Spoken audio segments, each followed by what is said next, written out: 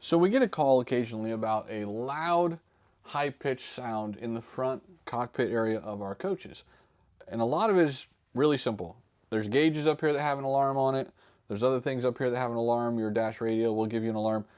But one of the most things that we forget about or we don't think about is actually our driver's seat. So if I were turned around and comfortable, I'd have my feet up and be laying back, probably drinking a sweet tea.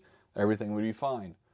But what I might forget is when I turn that chair back around and I go to line it back up, I may not have this footrest completely stored. So you can see here that there's a small gap here. Now, on the chairs that have the alarm, that small gap right there will cause this chair to have a loud pitched alarm, and you're not going to really know where it's coming from because that sound is bouncing off the floor and just going everywhere in the coach. So one thing to always check, if we turn that key on and that alarm comes on, just make sure that this is stored all the way in. What you won't be able to do at the moment that you have that siren is be able to move that footrest, because we do have an ignition lock on that as well. So the key is off right now, so I can move that. Footrest up and down.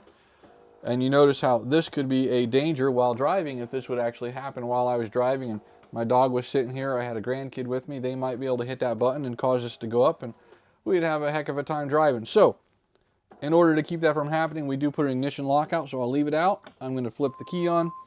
Then we'll try to operate that again. That is the ignition lockout. Now, some chairs will have an alarm underneath them. That will be that high-pitched sound that we hear, that you're really not sure where it's coming from. If you get that when you turn the key on, simply turn the key back off.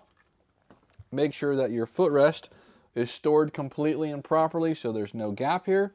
And then we can turn that key back on and make sure that that siren has gone away.